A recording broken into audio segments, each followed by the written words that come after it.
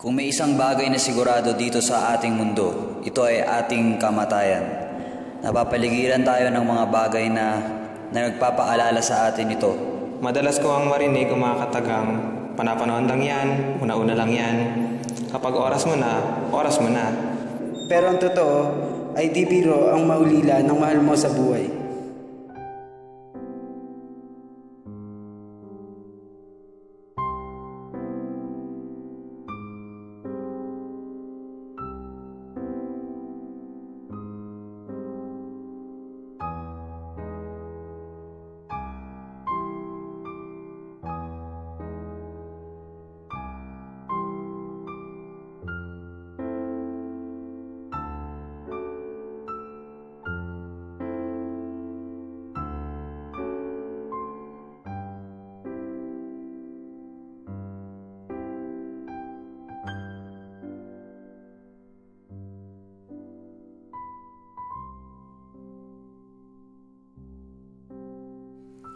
Nakilala namin si Mang Herbert Ticolas, isang trabahador sa Fernaria. Ibinahagi niya sa amin ang kanyang mga naging karanasan bilang isang trabahador sa Fernaria. Ano yung pinaka-trabaho ng serviceman? Unang trabaho ng serviceman dito ay tagakuha ng patay, saka nagsiservice sa outside viewing, tapos kami po ang nag-assist sa mga pamilya. Ang minimum duty namin dito, 8 oras. Pag may patay, automatic siniservice yun namin yan sa labas o dito sa chapel. So bilang serviceman po sir, ito yung parang responsibilities niyo po sa first call. Una, pag may first call, kailangan nandiyan ang pag-iingat, lalo na sa pagkuha ng patay. At saka hanggang dumating dito sa nasyonal, kailangan andyan yung konsiderasyon mo sa patay. At saka kailangan i-assist mo lagi yung pamilya, kung anong kailangan nila, kung ano yung pagkukulang nila, kailangan lagi nandiyan. Ngunit sa kabilang banda ng trabahong ito, kalakip ang peligro sa kanilang kalusugan, di mo maiiwasan na makakuha ka ng sakit tulad na lamang na nangyari sa isa sa kasamahan ni Mang Herbert.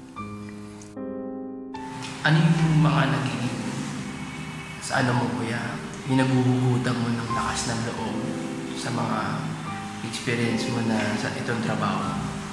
Siyempre, para sa pamilya ko, kailangan kahit ganito ang trabaho namin, kaya na rin kailangan lakas ng loob, hindi ka natatakot sa patay kasi ano na yan matatakot ka lang sa buhay, huwag sa patay para sa pamilya. Yung nag-start ba kayo dito, siyempre, andyan yung takot, andyan yung diri, ano yung masasabi mo dun sa mag-umpisa mo habang nandun ka habang dinaan yung patay? Sa umpisa, hindi mo talaga maiwasan na matakot, hindi rin sa patay. Pero habang tumatagal, masarap pala magtrabaho sa Fernaria. Nakatulong ka sa namatayan, sa pamilya. Inspirasyon namin sa mga kaibigan dito yung tinatanong kami na bakit ganito yung pinasok mong trabaho. Isa lang ang isasagot ko kahit ganito yung trabaho namin sa Fernaria, dapat hindi kakahiya. Ganito yung trabaho, tanggap naman ng asawa ko. Anak ko, 2. Yung isa, yung panganay, 6 na taon. Yung bunso, 3 months pa lang. Yung asawa ko naman, 35 years old. At saka naiintindihan naman ng asawa ko kahit ganito yung trabaho. At saka pag-uwi ko sa bahay, galing ng nasyonal, bago ako umuwi, naliligo muna ako, protection sa pamilya ko. So sir, kung nasabi niyo sir na service ng sa isang Funeraria, ano yung nagiging initial reaction sa inyo ng mga nakakasama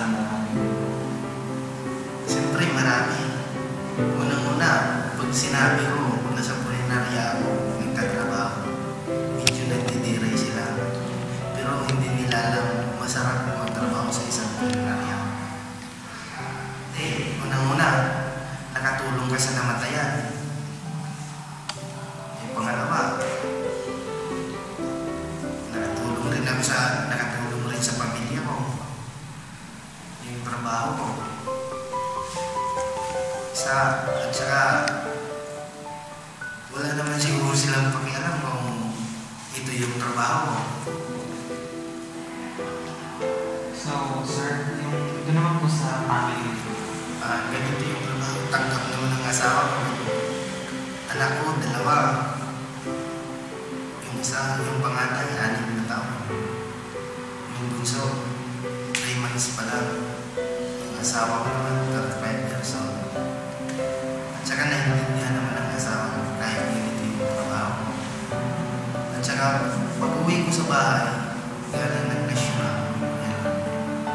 Bago ako umuwi, naliligo muna ako. Protection sa pamilya ko.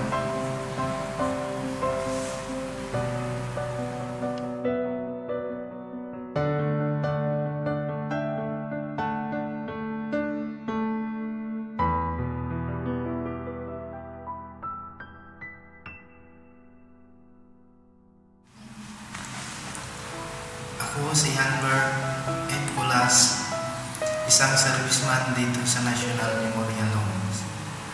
Ang trabaho ko dito ay napakahirap na masaya. Unang-una, minsan sa labas ng nasyonal, pag may kausap ka ng kakilala, tatanungin ka kung saan nagtatrabaho.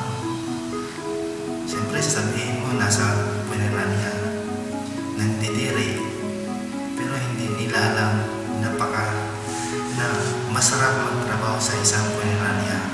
Unang-una,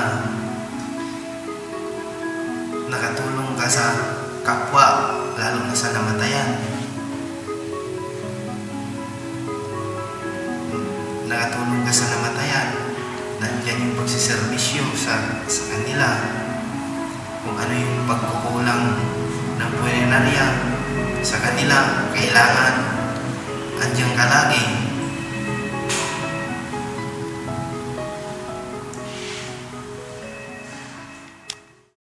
Talagang hindi nila willing talagang pinili yung industriyang iyon. Marami raw nadidire at natatakot sa trabaho niya. Nagtataka ka, parang iilan lang talaga may alam sa industriyang iyon.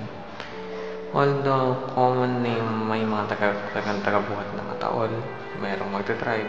Individual rin silang katulad natin na nag-aasam na magandang ginapakagod sa pamilya nila, diba? Pero ikaw nga ni Mang Herbert, lakas ng loob lamang yan para sa iyong pamilya. Bawal raw ang magpunta sa burol ang nakasuot ng pulang damit dahil kinokontra nito ang pagluluksa ng mga namatayan. Bawal rin ang magwalis sa kahit anong parte ng bahay kung saan nakaburol ang patay dahil maaaring mawalis o makalis ang buong miyembro ng pamilya. Bawal matuluan ng luha ang salamin ng kabaong dahil hindi daw matatahimik ang kaluluwa ng patay. Kung pupunta tayo sa punerarya dito sa Pilipinas, dito lang natin makikita na yung sisiw ay nilalagay sa ibabaw ng kabaong. Ano ba ibig sabihin ng sisiw sa ibabaw ng kabaong? Yan ay na-invento ng mga sinaunang Pilipino para mapukaw ang konsensya ng kung sino mang pinatay doon sa loob ng kabaong. Kung makikita ka ng sisiw sa kabaong, ibig sabihin pinatay. Ibig sabihin merong pumatay at hindi kilala kung sino pumatay. Yung constant na pagtuka ng sisiw doon sa salamin ng kabaong, yun daw ay pupukaw sa konsensya ng kung sino man ang gumawa ng krimen.